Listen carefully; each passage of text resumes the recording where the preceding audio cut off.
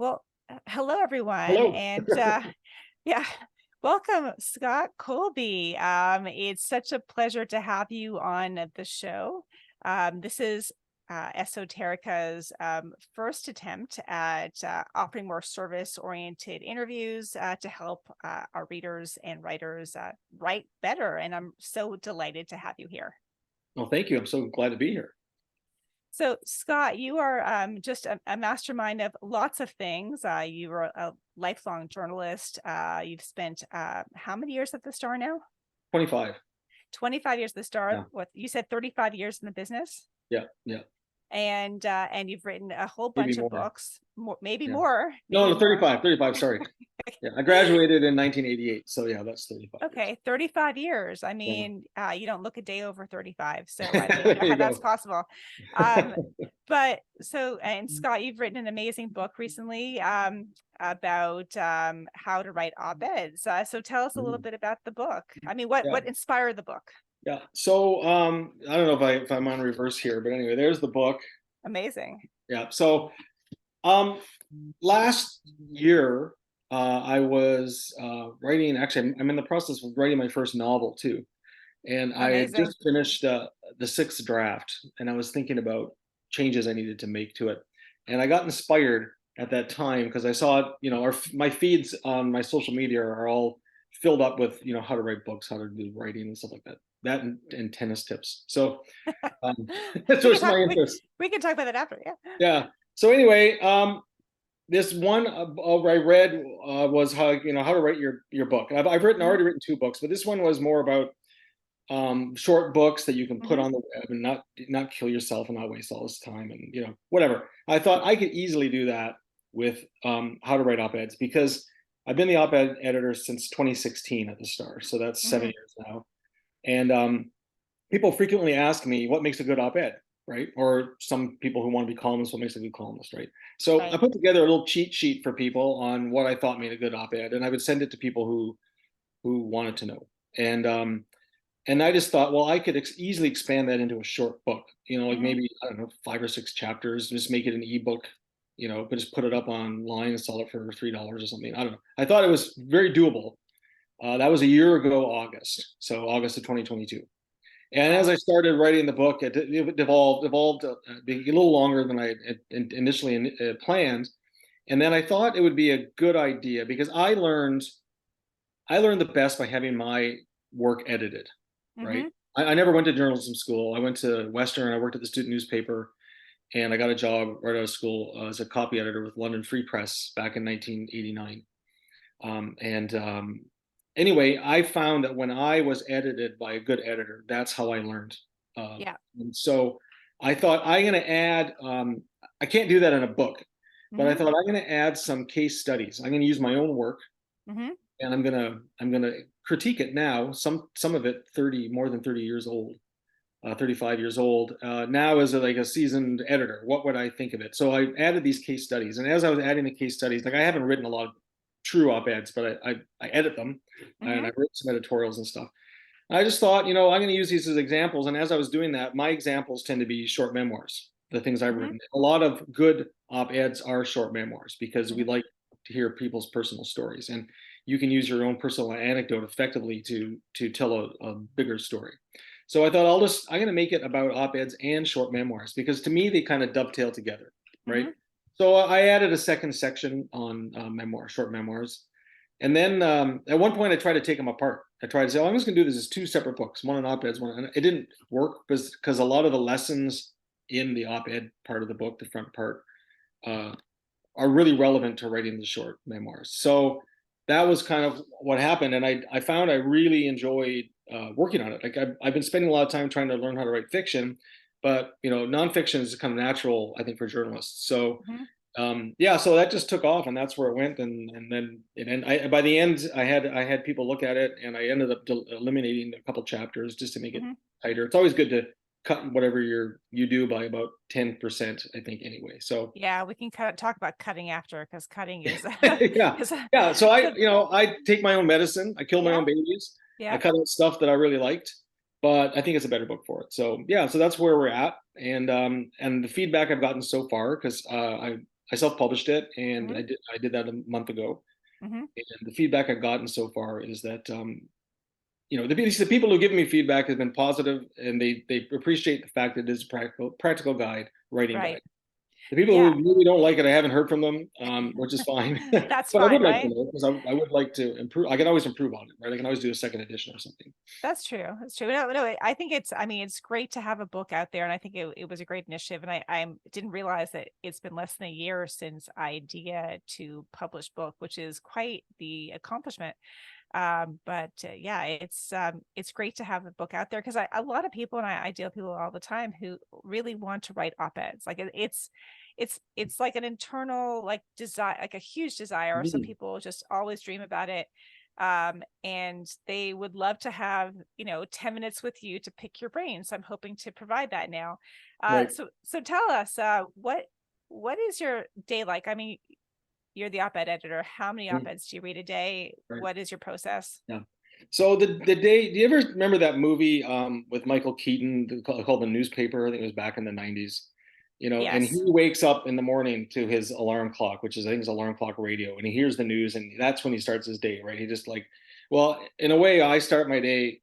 Well, when I wake up, I grab my phone. And you read all about how you're not supposed to do that, but I immediately, as I'm waking up, I check to see if anything's happened in the world overnight, Yeah. right? Or Hmm.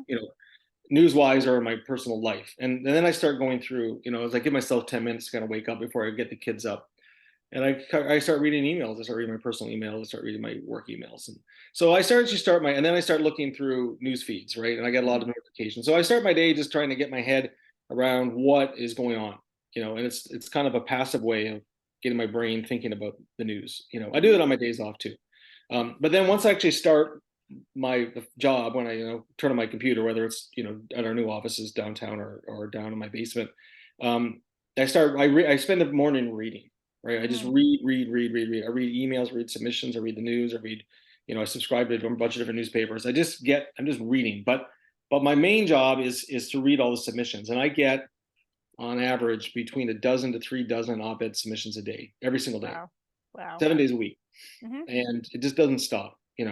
I put an anecdote in the book about, there's a scene in Seinfeld where I think Jerry asked Newman about what it's like to be a postal carrier, right?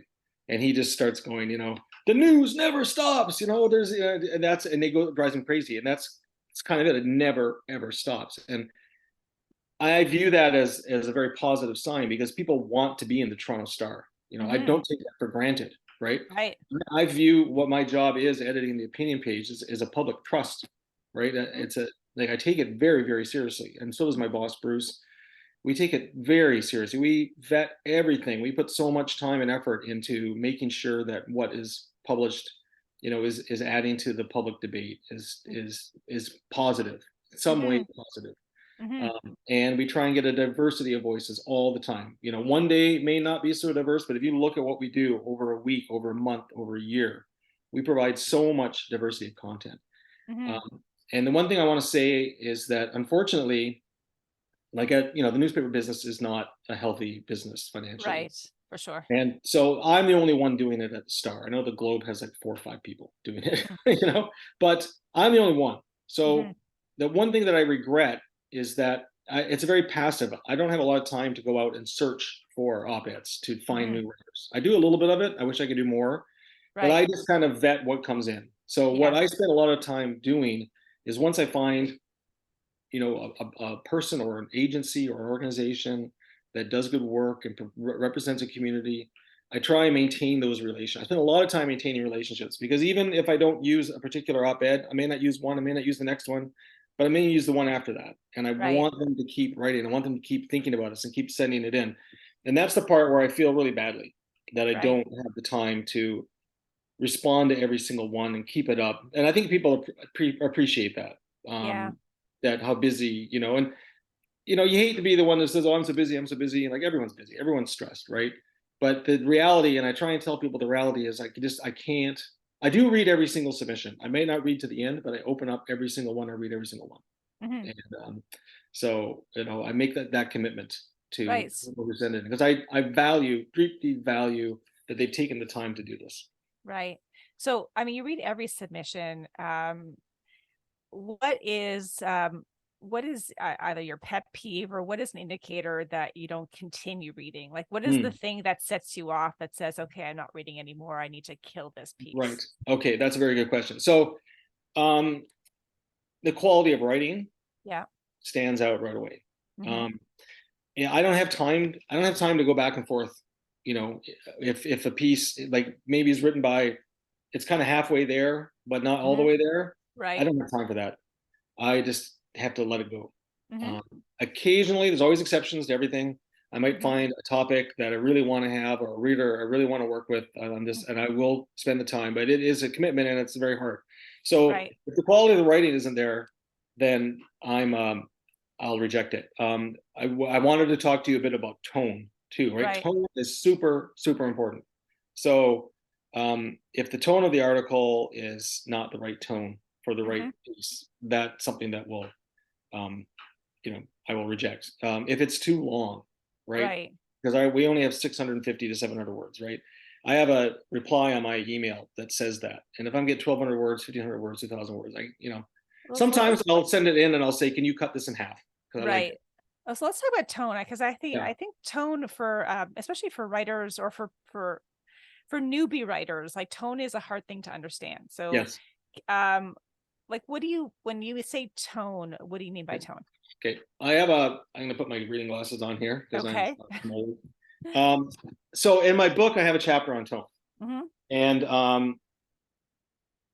it was inspired by a coffee I had with Amira El Gawabi, who used to be a columnist of ours, and now she's works for the federal government as their expert on Islamophobia. Mm-hmm. And she was telling me, it's in the book.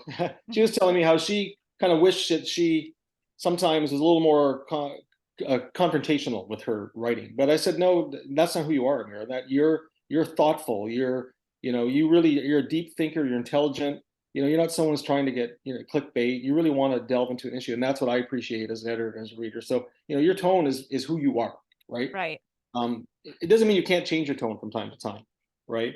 But that kind of inspired me to write a chapter about tone because it is really crucial. So the quote I start with is from Friedrich Nietzsche, who's often misunderstood. But anyway, we often refuse to accept an idea merely because of the tone of voice in which it has been expressed.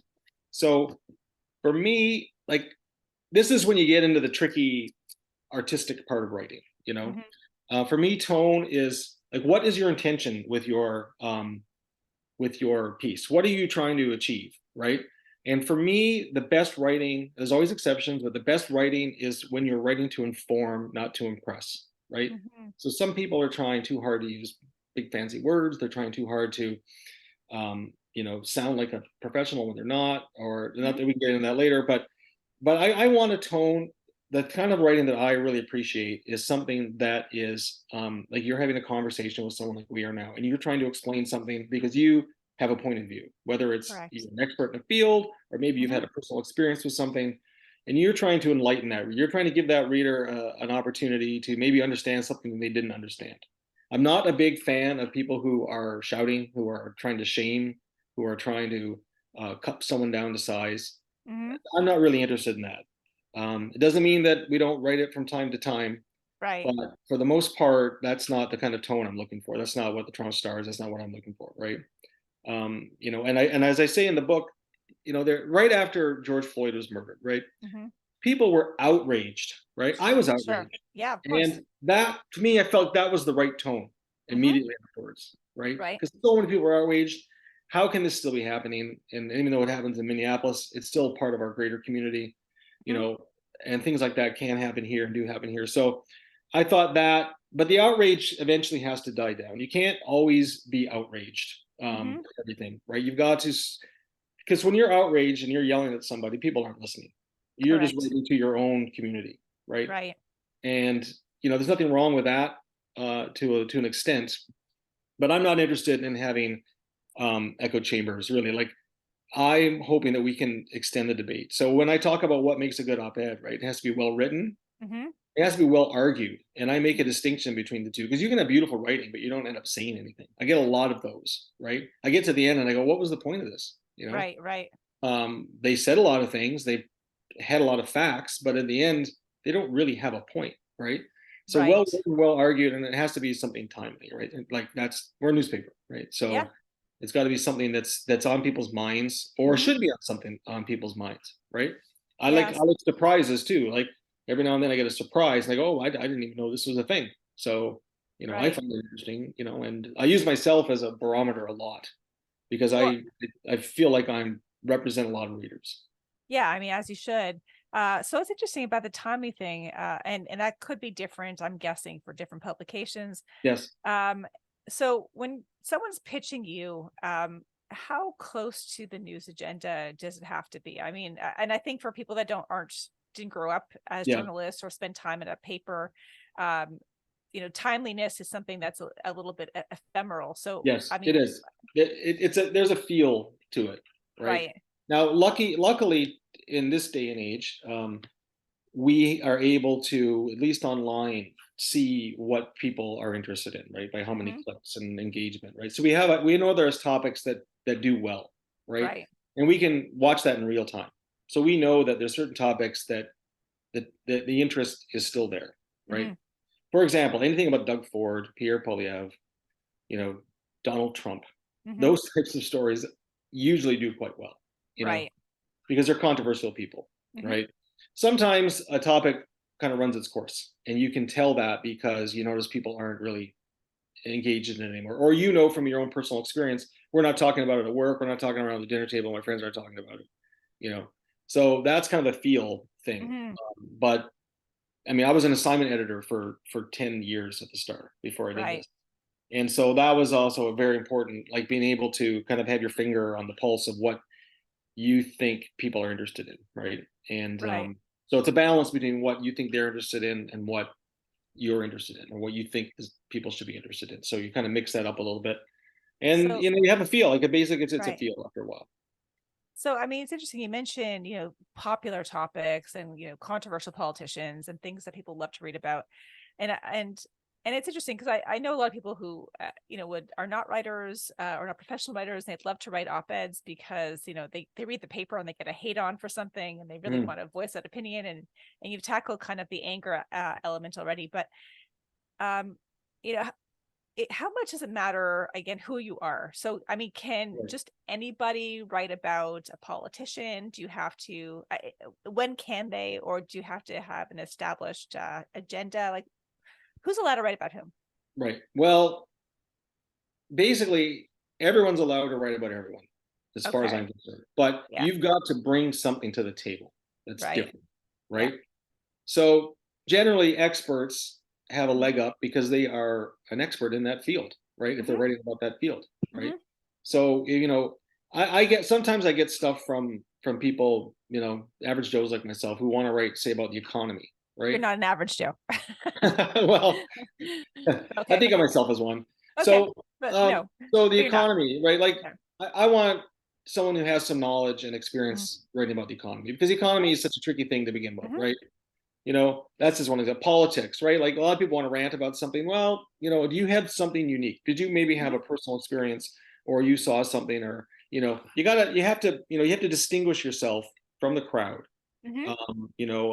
So there are times I look at a piece and I go, well, it doesn't happen really all that often. Usually, if you're not an expert or something and you're writing about something, the writing's not good, the argument's not good. But if you've got a really strong argument Mhm. on a topic, like you really thought this through, and you said, to me, I'm, Mary Jane in Guelph, and Mhm. I'm really have a hard time with what Bank of Canada is doing with interest rates, because to my eye, blah blah blah blah blah. Well, that might be a very good piece. And Mary Jane from Guelph, I don't know, maybe a veterinarian or something, but you know, um, as long as she makes that argument, she makes these points, she's done her research, Mhm. and it's the right timing, then yeah, by all means, I will consider it, and I may end up publishing it. Who knows? I've Yeah, seen the Star publish, and I'm curious how often it happens. Short opinion pieces by like teenagers. yeah, Just yeah. I like those ones a lot, yeah, actually.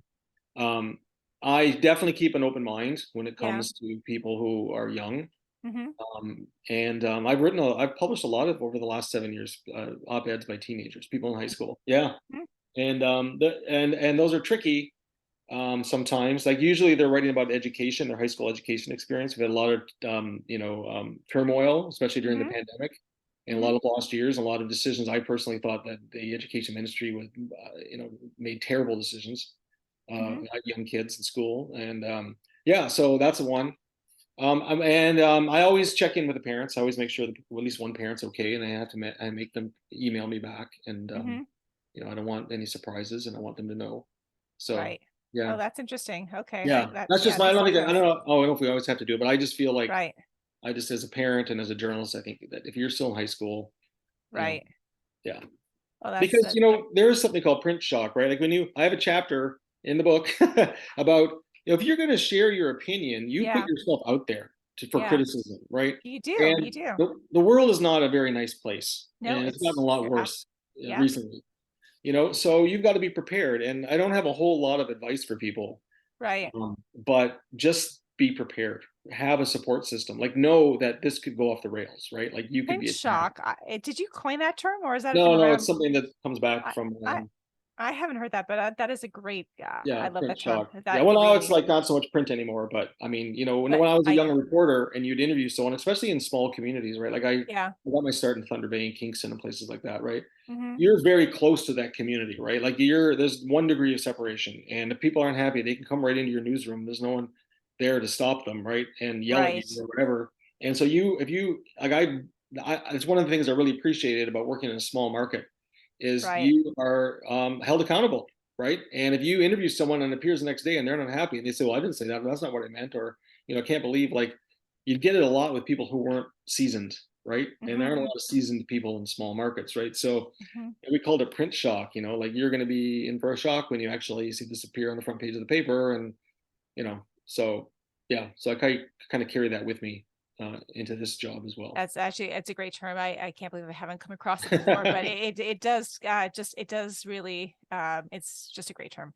Um, okay, so let's talk about the writing. Now you said up to 3 dozen a day. I mean, Right. over the span of many years, that's hundreds and thousands of pieces that you write. Mhm. Do you ever have? Is there a piece that you wish you hadn't run, that maybe the print shock was too much, or there was another some fallout that you didn't expect? Well, generally, I mean, there is one piece that I wish that we ran. So I'll Oh, start that you with wish that. you were. Oh, that's good. Yeah. Okay, let's start with So that. so when the Me Too movement happened, right? Hmm. That was very powerful, right? And it happened fast, right? It just Yeah, took it off did. like, you know, society wasn't prepared for it, but it Hmm. was long overdue, right? Right. So, you can't really reach out to people and say, do you have a Me Too experience you want to share with me, right? Right.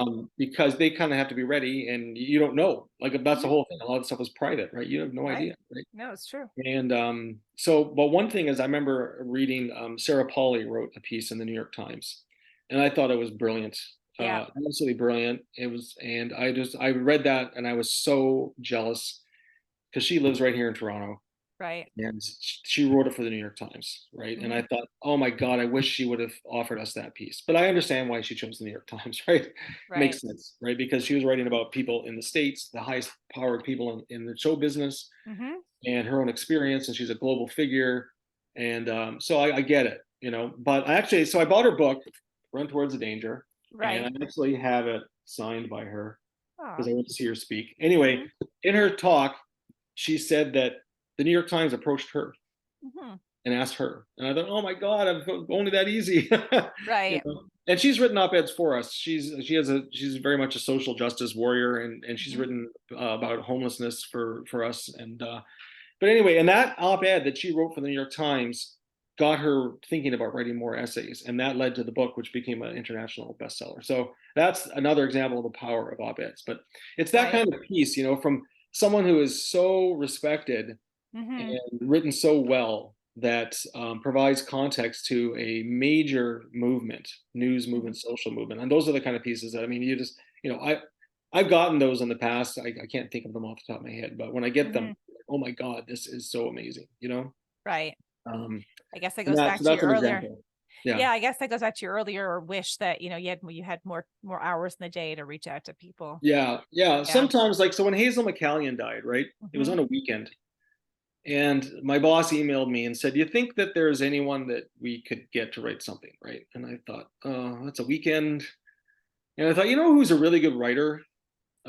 Is oh my god, blanking on her name. Oh, it was terrible. Our last premiere before Doug Ford. Oh, when? Yes. Kathleen Wynne. Yes. Yes. And I have her email, and I wrote to her, and she turned something around that day, Kathleen Wynne, and Amazing. it Huh? was brilliant. And I put it up, Yeah. I put it Yeah. online, and she was like, her and Hazel McCallion didn't agree on everything, right? Right. They had a lot of policy differences, but they both respected each other. They're both powerful women. They're both, Mhm. I have a lot of respect for both of them, and for Mhm. Kathleen. And I apologize, Kathleen, for forgetting your name in the moment. But It's a, she turned it around immediately, and she yeah. was such a pro, Mhm. And so it's moments like that where I just think, oh, where just, that kind of stuff for me is like a home run, hitting a home run, right? Getting something turned around really quick, Right. with context. She had something to say. It wasn't just platitudes. Right. She actually had something to say about what the impact Hazel McCallion had on her personally, and Right. on the Mississauga and the province. Well, it's interesting because actually that is a great example of what you suggested earlier is sometimes you can disagree with whatever the topic is that you're writing about, but there's a way to inform and present an opinion that's, not, shouting, and it's not shaming people Right. because, it's in the heat of the moment. I mean, sometimes writers, I'm sure I've been guilty of it before, love to write things that, are witty and cutting, but probably hurtful. But those aren't the ones people actually really enjoy reading, right? Yeah. Yeah. I mean, there's another example of tone too. Yeah. When King Charles was coronated, right? Hmm. Someone wrote in about, we got a lot of stuff about, the role of Charles and the Queen, and the monarchy in Canada going forward and everything. And he was referring to them as Chuck and Liz and everything like that. And I thought, no, no, Right. I'm not doing that. Yeah. You're debasing your argument when you're referring to the king as Chuck and his mother is Liz. Right. Right. You're just trying to be too flip, and you're trying to be too, cavalier. And yeah, so once I got to Chuck and Liz, I was gone. I didn't even Right. finish it. I thought this isn't the kind of Interesting. piece. Yeah, I mean the tone, and again, the tone of it was like he wasn't trying to be serious. He was Right. trying to be smarter than everyone else, right? Again, Yeah. writing to impress, not to inform. That's Right. a big thing that I really have a problem with. Yeah, that makes a lot of sense. Mhm. So let's go to one of my final questions. What is the biggest mistake you see as Mm. an op-ed editor?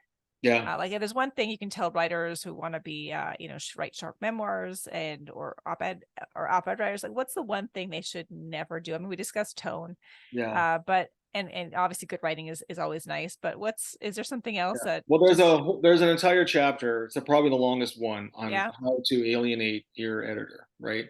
And there's a mm-hmm, lot of things. Some are deal breakers, and some of yeah, them are just kind of irritants, right? okay, So when you start off and someone gets your name wrong, right? Well, mm, you know, I'm not going to not publish something because they got my name wrong. But already I right, see that they don't have a lot of attention to detail, right? gotcha, yeah, Now I'm kind of thinking, how much credibility does their writing have? Because they can't even get my. I have a very simple name. It's not hard. It's hard to, you know. Yeah. yeah, yeah, Sometimes they get it backwards because now Scott can be a first name or a last name. Colby recently is a very popular first name, so I get a lot of hey Colby, and I'm like, okay, well, whatever, you know. mm-hmm, But so that's just a little thing. There's little things like that, right? When you say write to 650 words and they teach 850 words, mm-hmm, that's really irritating, right? yeah, Things like that, because we're busy and you can't follow instructions. But when it gets to the writing, mm-hmm, you know, what I discovered that surprised me was, the writers, and this is a generalization. There's always exceptions, right? But the best writers tend to be lawyers and doctors. mm-hmm, The worst writers tend to be academics when it comes to okay, op-eds, okay, because lawyers get right to the point. They don't yeah, have time to screw around, right? mm-hmm, They are trained to make their arguments, get to the point. Doctors too. I find doctors, again, they have very little time with yeah, patients and things like that. They got to get right to the point, and then they back it up. So their science background. Academics, I find they spend a lot of time. They're trained to lay out a thesis and then prove it, and then at the end you get the, and this is, The And it conclusion. really Yeah. doesn't work for op. It doesn't work. You've got to get to the point. You've got to get right to the point, you know. And so that's an area where a lot of op-eds fall down, is Hmm. they don't, there's no formula, but the best op-eds, the classic op-eds, you know, they come right out and say that right off the bat what their point is, and now I'm going to prove it to you. Hmm. And now that's very effective. So, you know, and then I had one case, I could go on and on about it, but I had one case where a writer plagiarized something and Oh, didn't shoot. understand the significance of that, you know, and that Right. I found that, you know, it was an op-ed. It was about a topic. It was in a foreign country, and it had been a foreign country I had visited several times. And I Hmm. thought, oh, this is interesting. I didn't realize this was this custom in this country or European country. So I Googled it, and the first thing that came up was this blog. And I clicked on the link, and this writer had taken words directly from the blog. And so, and this writer was a professor. And so I wrote Right. this back and said, "Oh, I noticed this." And I was waiting for this immediate mea culpa. Oh my God, I'm so sorry. I thought, how is this writer going to try and get out of this mess? And the writer just dug a deeper and deeper hole, to the point that, you know, all of a sudden I was getting hostile emails and things like that. You know, I Oh, said, wow. I I'm mean, sorry, you can't write for me anymore. You know, right. and you're lucky because I saved you. Because if this had been published and someone had caught it and Right. seen that it had already been, like, your career, like, anyway. So that's another Oh, one. You know, right. your work has to be original, right? It Right. has to be original. Like, that's a deal Okay. breaker. Plagiarism is a deal breaker, like, right off the bat.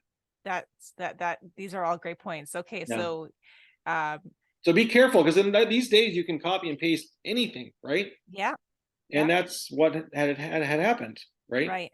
And it would have been so easy just to quote that person's blog, Right. as so and so wrote, and put a hot link in, you know. Right. And I agree 100%. You know, just, you know, and that's the other thing that's going to come up, and that's a whole other topic. But with, you know, with AI and stuff like that, right? Hmm. People are going to. I don't know if I've ever accepted a piece that was written by a chat GPT. I Oh, possibly that could we didn't have. even tackle that topic. So Yeah, yeah, I mean, but what? you know, I'm assuming that this is all original material, Yeah. and I don't have a lot of time to fact check. You know, when my spidey senses tingle, I start fact checking.